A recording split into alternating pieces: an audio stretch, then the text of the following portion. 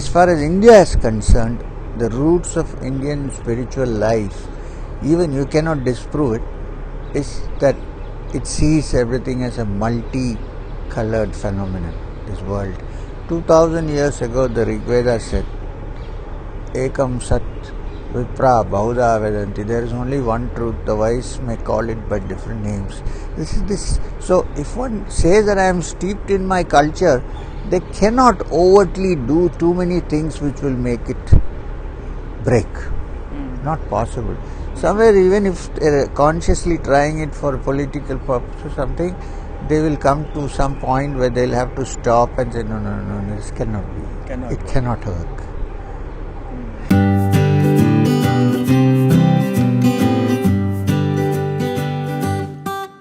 Hello and welcome to Outlook Bibliophile. This week, it's not a full-time author, writer that we have in the show, but he's a spiritual guru.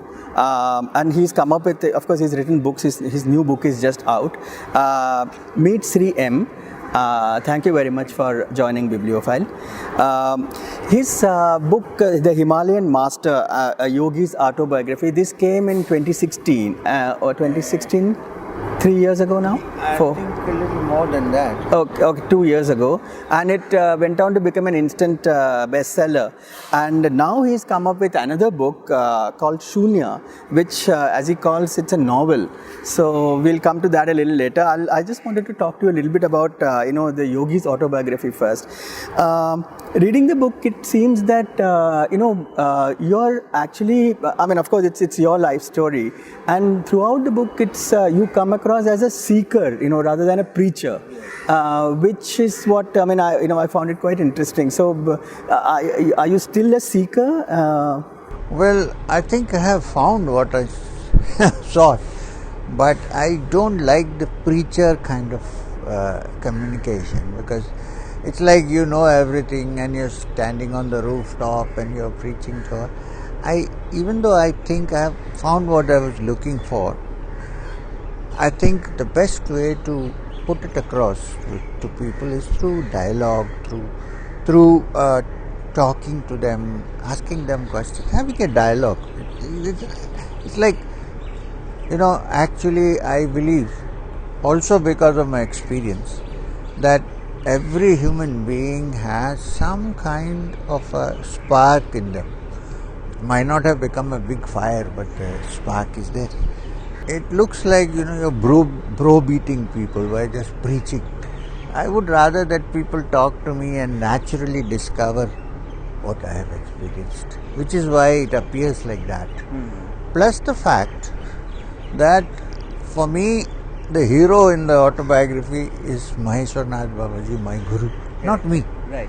So, during my growing years, of course, I was a seeker. So, that's why it appears like that. And it is all about that. Also, the other thing is, apart from the finding the guru, it is really speaking sort of a travelogue. It is the journey of a young boy who's 19, who just starts walking from Kerala and reaches the Himalayas. Actually, I have to correct you there. I didn't walk from Kerala. I went to Rishikesh and started walking. Okay. Yes. So yes, it was a travelogue for me also, because new places, new things, new experiences. Although the Himalayas had always fascinated me, I never had any understanding of what it actually is when you go there. Yes. This was for me a great experience. So how did a 19-year-old boy in Trivandrum, in Trivandrum start dreaming of the snows? When I was very small also, whenever I looked up at the sky and saw the clouds, I thought there were some snow-clad mountains. From childhood, it's like 4 years, 5 years, I used to sit and stare and say, hey, this is how the mountains are. For some time, then I went to school, I saw some pictures of the Himalayas, and I said, I think this is what I was thinking about, contemplating on. So it was always there in me, So then when I reached there, it was all excitement, because, I'll give you keep walking. When you go to Kedar, for instance, you can either go on a mule or walk, but some distance you walk. As you keep walking, For a long time you won't see any of the ice-clad mountains. Long time. Suddenly, at some point from Rambara, you turn the corner and there it stands in all its majesty. Even people who don't believe in God and all the spiritual things, they'll be taken aback at this sight. I've seen many people who just come like tourists. It's an overwhelming. It's an overwhelming experience, and especially for me who was thinking of the Himalayas all the time. And then later on I read about the Himalayas also, of course. But even after reading of other people traveling, you don't know what it is unless you see it. It's something extraordinary. In fact, this seems to be another trait of spiritual gurus from Adi Shankaracharya to they've all traveled. It's so. What is the thing about Traveling?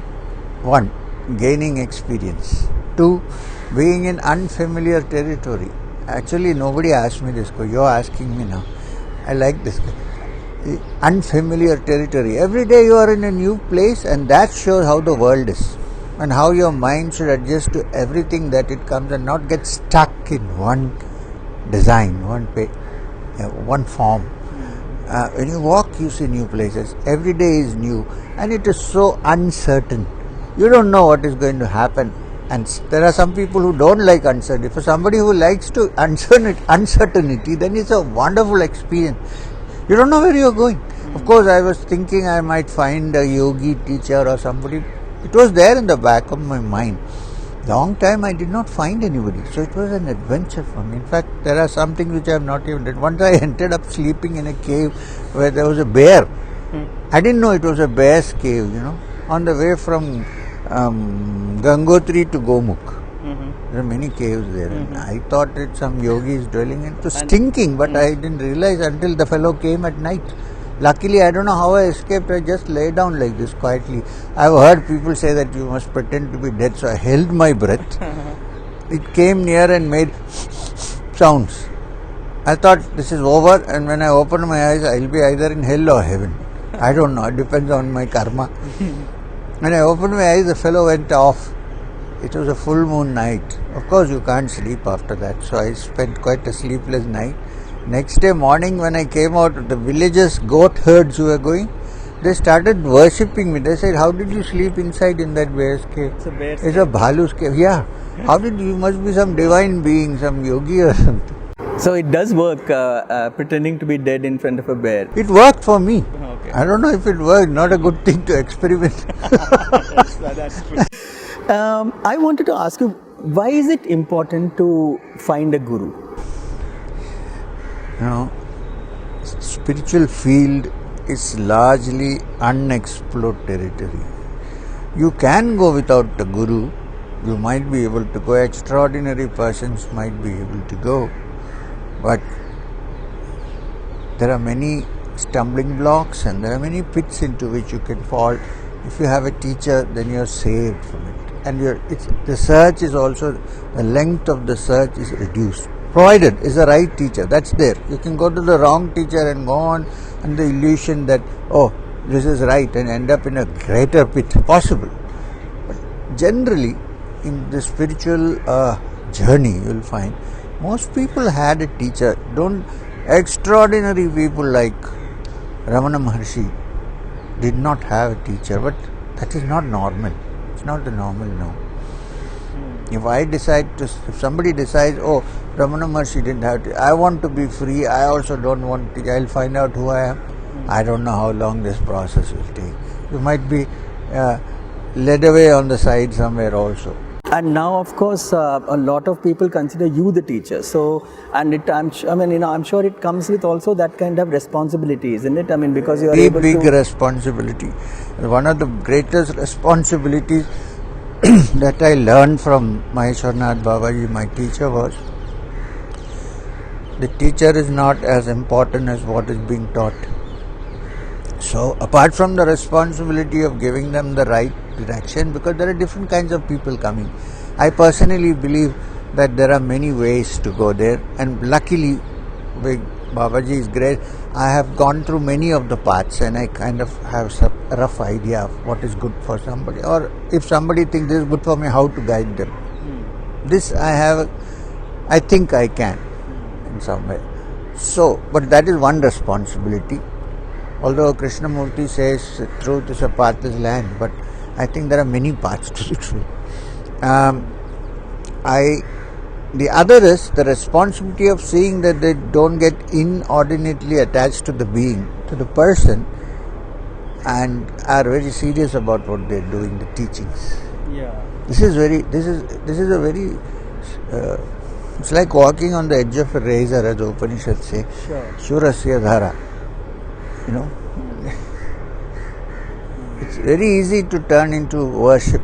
Yes. I avoid that deliberately. And you've said that what you're looking for is it's not numbers. I mean, it's not mass following, but it's quality of people who. You mentioned that Absolutely, in the book too. But unfortunately or fortunately, nowadays there are too many people coming to me also. But I don't know what to do about it.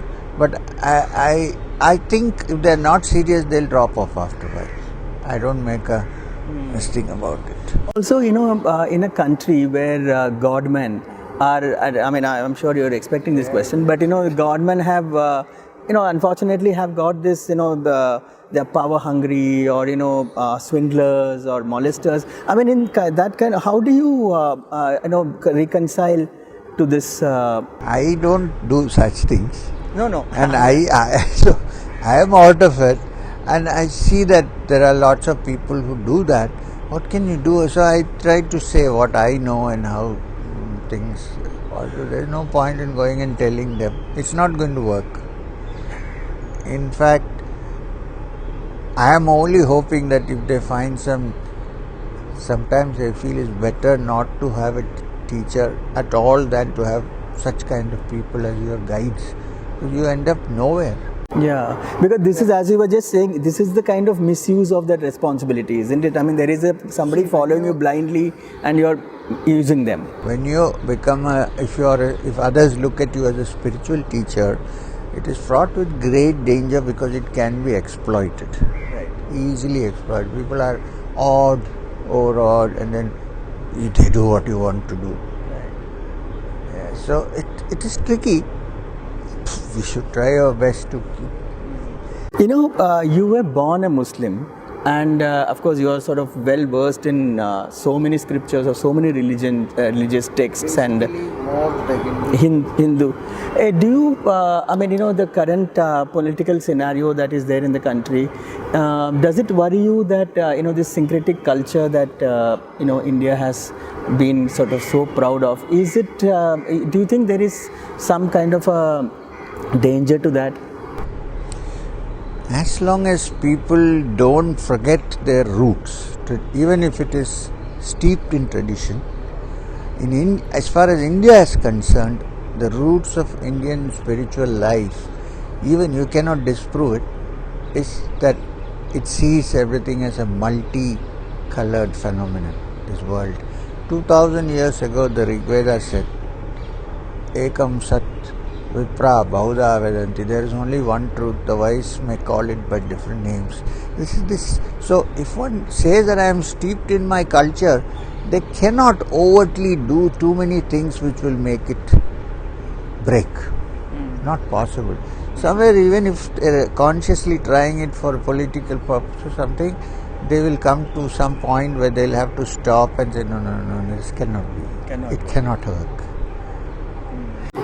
Because it's such a, when all religions in the book you talk about, it's peace, it's giving, it's, empathy, but unfortunately, there's so much hatred and violence and all over the world. I have this to say, that it's easier that this can happen in religions which have one book and one teacher. It's easier. But when you have multiple teachers, like the Vedas are the product of knowledge of hundreds of rishis, you can't say one person, you cannot ascribe it. In this kind of thing, it is very difficult to bring in that thing, even though there might be attempts to bring in this kind of separation. But I think in the long run it is not going to work, because it's the duty of spiritual teachers to teach even those who are in power. Look, This is our culture. We cannot do this. This is what I attempt to do. I am in friendly terms with everybody. I try to talk to them, make them understand. Look, your culture is a great culture. Our culture is a great culture. But then it is very syncretic. The problem is, sometimes they understand, sometimes they don't. But if I talk this way to a person from another religion, it is little bit difficult to convince them that all paths lead to the same goal. Little difficult to convince. So there is this exclusiveness. Yes. That also I am trying to work out, saying if you go back to your roots, there is no such exclusiveness. You have created it for a purpose. And we would like to talk a little bit about his new book, which is called Shunya. And as I said, it's called a novel. So this is a novel is usually a work of fiction, but this is this a work of fiction then? Because there's a lot of you in this, I'm sure. I have to tell you something interesting. When I wrote the autobiography, several people asked me whether is there at least some parts which are fiction. They said, but in fact, one of my close friends, much older than me, who knows me well, said that if somebody else had written this book, I would not have even read it. Because he knows me from childhood. He said, I don't think you say any untruthful things. So I am reading it and it's interesting. But there was this feeling. Now when I wrote Shunya, which is given as a novel and a non-fiction book, people ask me, is that real? It's very strange. They ask, I think there is some you in the Shunya. I said, look, when you write a book, there is bound to be part of you there somewhere. Yes, any book. In any Yeah. But why they are saying this is because there are many spiritual things also involved in this. Very briefly, this is, so there is this character called Shunya who suddenly appears in a toddy shop in a Kerala village, to the toddy seller's house, and he, starts to become, some consider him a ghost, some call him a madman, but then he slowly starts to gain popularity. Just to give a brief idea of what the book is about. So so this Shunya character is very interesting. Shunya character is woven out of the many avadutas that I have met. There are a certain category of spiritual teachers called avadutas. They follow no social norms. They have found something and it has blasted their minds out. And they're like, the minds have gone to pieces, not in a bad way, good way. And there is no conditioning there. It is totally so they behave as they want in their own way, but it will never be to harm somebody. Yeah. Such people I have met many. They don't have a name, they don't have ashramas, they don't have banners, they have nothing. Shunya is actually manufactured out of many such people put together. So that's what Shunya is all about. And he comes from nowhere. So somebody asks him, what's your name? My name is Shunya. So where have you come from? He said, does Shunya come from anywhere? It is zero. Yeah. And in 3 years after all the adventures, it just disappears. Some people have also kind of compared you, called you the modern day Kabir Das, a sort of this who's religionless, who's sort of just a wandering kind of poet and spreading the, So, do you identify with Kabir? I do. I appreciate Kabir very much, but I'm not exactly like that because, Kabir never taught the Upanishads and Vedanta and all. Even though in his teachings it is reflected, I go deep into that and I take up sloka by sloka, explain, and this Kabir didn't do. But if you ask me, is there a common point? I think yes. Because Kabir was also living in a millennium where there was so much orthodoxy. His guru was Ramananda, who was from an orthodox family. He was born a Muslim weaver in Banaras. He learned and he became a wonderful soul. In those days, what Kabir said was dangerous to say, but he didn't care.